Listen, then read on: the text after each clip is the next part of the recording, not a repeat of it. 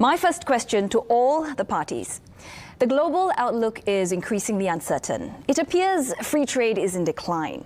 How do you see this impacting Singapore? And how does your party propose to help Singaporeans deal with these challenges? Well, Mr. Lim, we begin with you, and your 1 minute starts now. Ms. Edwards, good evening, and thank you very much for the invitation tonight. It was not as if we were not given fair warning that free trade was on the decline. As early as 2022, the CEO of BlackRock already said that globalization was dead. So we were given plenty of warning. But it was a warning that was not heeded by the PAP, who kept talking about globalization.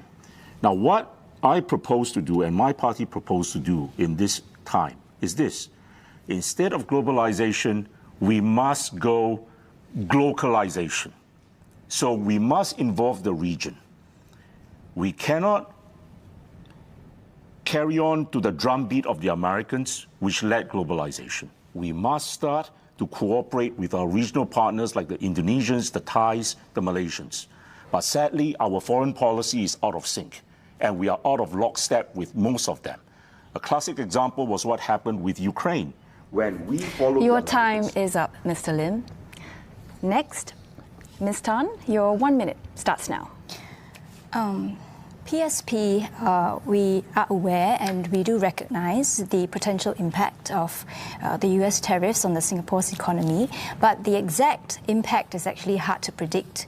So from an economic perspective, this has shown us that Singapore cannot be overly dependent on MNCs, and we need to build up our local enterprises and innovation. At the same time, Singapore, we must maintain our trading relationships with various trading partners to hedge our risks in times of uncertainty. From a political perspective, challenges like this require what we would term as national unity through diversity, regardless of our political affiliations. We need a diversity of voices in Parliament, and like SM Lee once said himself, nobody has a monopoly on good ideas. So we need more contestation of ideas in Parliament, which cannot happen unless we have more opposition MPs who are voted into Parliament. Next, Mr. Philemon, your 1 minute starts now. Thank you for the opportunity. It is indeed worrying that free trade is in decline because Singapore is our price takers. But what's more worrying for me is that are we reading the right signals? Because I remember the 2016 US elections. I think we pinned all our hopes on Hillary Clinton and her winning, and the hopes that we pinned on the TPP. We all know how that election went and how Trump won. And then the 2018 Malaysian election and how our former Prime Minister was eating durians with Najib, and we know how that election went. So I think we are reading the signals wrong, and that to me is very worrying. I think we need to get back on track and read the right signals and make sure that Singapore is well positioned for this change that is coming. Mr. Thng, your 1 minute starts now. Thank you. I think the first thing we need to think about is how to put a backstop on the impact that this retreat from trade wars is going to have on our nation. And the first thing we can look at is friendly nations that we know are still welcoming and eager to trade with us, to move into how we can deepen relationships with them. We are party to the CPTPP. We have our friends in ASEAN who we can think about how to work with them to deepen our connections with them so we can kind of lighten the impact from the realignment. But of course, there will still be some impact on the Singaporean worker who might be dislocated because of this realignment. And for them, we want to ensure that that famed trampoline that President has talked about, where they can bounce back from this difficulty, is a real lived experience. And so we put forward ideas such as the redundancy insurance or mandatory retrenchment benefits to ensure that we are able to give these folks kind of a leg up and an ability to bounce back when they have to be dislocated as a result of this trade realignment.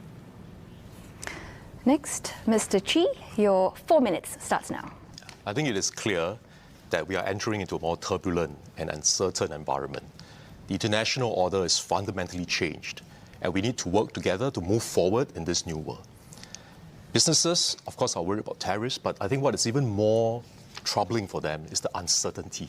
So they are unable to make investment decisions, hiring decisions, and this will then have an impact on the job market and on our workers. So as PM has said, Singaporeans need not fear. And this is because the PAP government has already started preparing, laying the foundations, preparing Singapore for this more volatile environment. Being well prepared is a hallmark of the PAP government. We rolled out a 143 billion budget this year, and part of it is to help Singaporeans to be able to cope with immediate concerns, help businesses to be able to cope with immediate concerns, but also a large part of it is to help our companies and our workers to stay competitive in this medium to longer term. Now, we have also got a task force that is set up and helmed by DPM Gan, and I'm part of this task force. And together with Minister Desmond Lee, we're going to look at how we can grow our economy, but in a different way. We have to look at reconfiguring our trade links, our supply chains, but importantly also to seek out new opportunities for our companies and our workers. The government will continue to monitor the developments closely because this is a very fluid situation, and we stand ready to do more if necessary.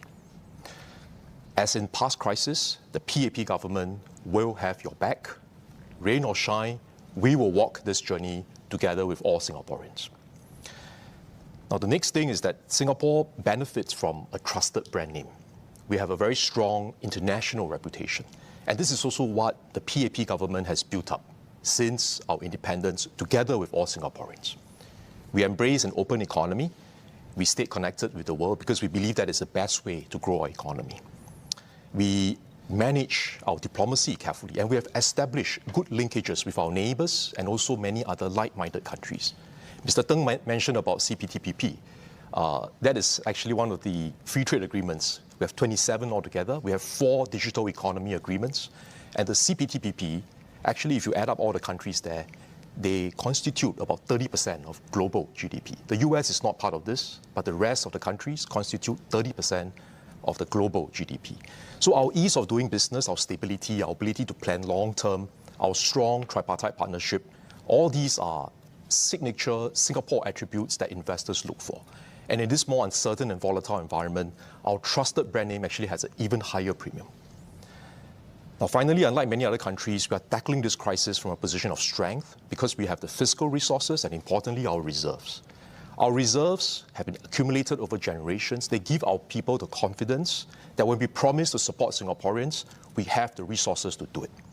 Not just for now, but also into the future, for as long as it is needed. And this is yet another hallmark of the PAP government. We are well prepared, we save for a rainy day, and we resist the temptation to spend more from the reserves unless there's a critical need. Now, we can navigate these uncharted waters if we stay together. I think that's the key point. We have our strengths, as I mentioned earlier, and for 60 years, the PAP has served Singaporeans and steered Singapore through many crises, challenging times. We have the experience and know-how to chart a course through choppy waters and to tackle the challenges with real solutions. And we have been able to do this because Singaporeans place your trust and worked with us, place your trust in us and worked with us. And as we face these brewing storms ahead, we once again ask for your trust and support. Now, Professor Liow, your question for PAR, please. So, on the campaign trail, it has been suggested by your party that perhaps the impact of the Trump tariffs might have been exaggerated. In that respect, I was wondering if you can share some thoughts on how you reconcile that with the fact that Singapore is heavily reliant on global trade and the global economic system.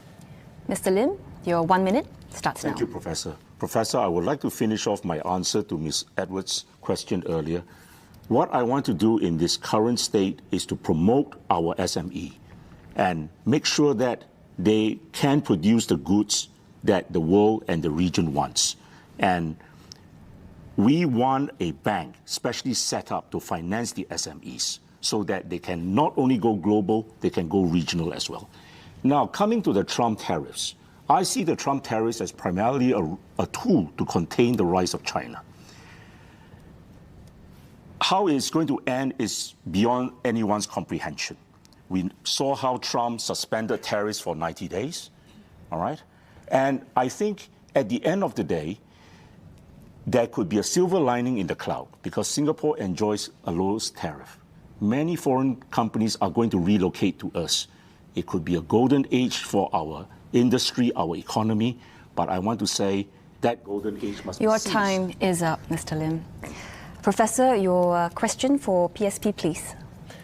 So, given that there really is very little indication that the US and China, the competition between the two largest economies in the world, is slowing down or abating, how do you think Singaporeans should prepare for what looks like a long-drawn trade war between the two largest economies in the world?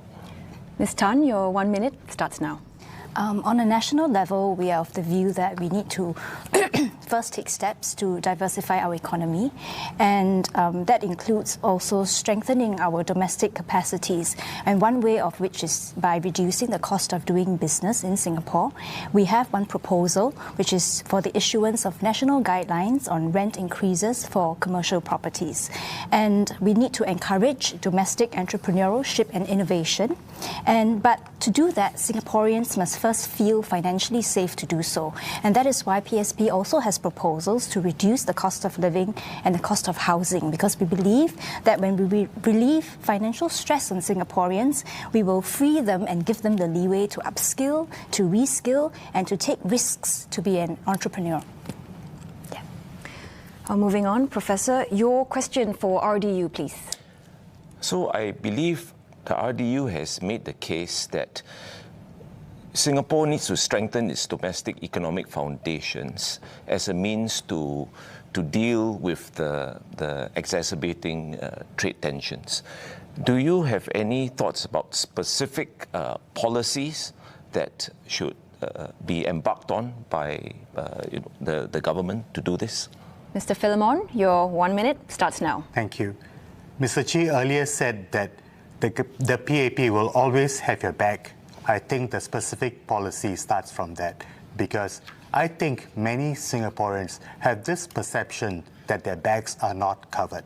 So that one specific policy to put more money into the pockets of citizens is to cut GST from 9% to 7%. That will immediately put more money into the pockets of people, and people will feel more confident, they will consume more, and it's very different from the GST cashback scheme, because that comes once or 2 times a year, whereas you spend GST every day, and that's painful for many Singaporeans. So I think that's one policy proposal that we must emphasize, that we must go back to the 7% GST, we must roll back the 9% GST.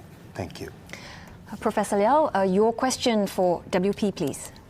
So the WP, as I understand it, has emphasized that there would actually be strategic opportunities, and Singapore should be positioned to take advantage of those opportunities, even in light of the ongoing trade war.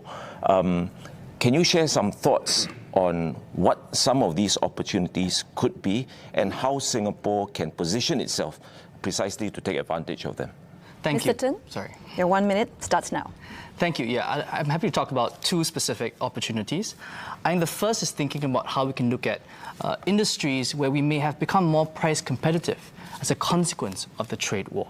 Right? We look at industries in Singapore, for example, the semiconductor industry, where there is a chance that because of how the relative tariffs have been placed upon other nations in the region, we could actually have an advantage in this scenario to actually capture more of the market. So it's about looking at these kind of industries and seeing how we can double down a little bit more to give it the room to grow. The second, I think we have a shared purpose here around the second one, which is how we grow local SMEs, how we help create more leaders of industry in our nation. And one of the big initiatives that we put forward is an Exim Bank, to allow these companies more access to capital, easier access to capital. So as they want to grow and move into other parts of the region or the world, they have an easy way to do so. We think that's going to help seize the opportunities. We think that's the way forward. Professor, one question for the PAP, please.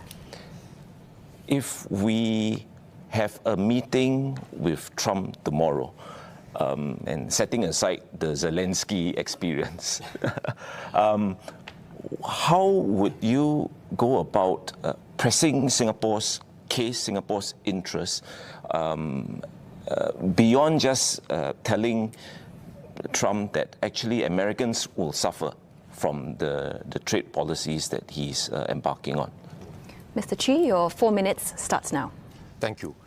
I think the first point I would convey to Mr. Trump is that between US and China, we would not want to choose sides, because the only side that we will choose is the side of Singapore and Singaporeans.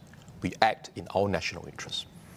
We have strong ties with the US in defense, in security, and the US is also a large investor here in Singapore and in the region. China is one of our largest trading partners, so both are important to us. And for Singapore to survive, we must continue to maintain our relevance and our credibility with both countries and in fact with the rest of the world. And because we have been consistent, we have been principled and reliable, they know that when Singapore takes a stand, it is not because we are doing it at the behest of somebody else, but because we have done our own calculation and we are acting in our long-term national interest. So that's the first point I will make to Mr. Trump. The second point is that we would like the US to remain engaged in Asia. As I mentioned, the US is a major investor. There are many US companies, including in semiconductor and many areas. And if you want to help our SMEs, actually having MNCs here, whether from US or from other developed countries, is actually helpful to our SMEs because it provides opportunities for our SMEs. We shouldn't see this as a zero-sum game. We can help both the SMEs and also the MNCs to grow, and then we help our workers to have better jobs. So the second point I'll make, Mr. Trump, is that the US should remain engaged in Asia, both for defense and security, but also in the area of the economic development and investments. MAGA should not stand for Make America Go Away. We want America to remain engaged. And the third point I will say to Mr. Trump is this, that Singapore may be small, but we are not without agency. We have options. And earlier we were discussing about how we seek out new options, new trading partners, new trade links. I think that is part of what we have to demonstrate, because as we know, Mr. Trump is a very tough negotiator. And if he knows that we have no other options, he will squeeze us hard. So the best way to negotiate with a tough negotiator is to demonstrate that we have options. We have like-minded partners that we can work with, and we can look at how we can continue to open up, forge new trade links. We can look at how we can speed up our enterprise and workforce transformation to help our companies become more productive, to help our workers become better skilled. And we can also look at how we can team up. Team up domestically between our tripartite partners, but also team up internationally with the region and with other like-minded partners. I would also like to make a point about the importance of unity domestically. Because for us to be able to deal with other countries with confidence and from a position of strength, Mr. Trump must know that when we negotiate with him, we have the support and backing of Singaporeans. If he thinks that domestically we are not united, that will be a point of weakness for Singapore. So if we want to be able to navigate in this more complex, uncertain world, and to be able to deal with tough negotiators like Mr. Trump, we have to demonstrate to them that Singapore, domestically, our people, we will support the policies, we will stay united. There's a lot of stability within our country. To take a united stand, we are one team Singapore. Then I think we will be able to negotiate well and fight for the best interests of Singapore and Singaporeans. Thank you.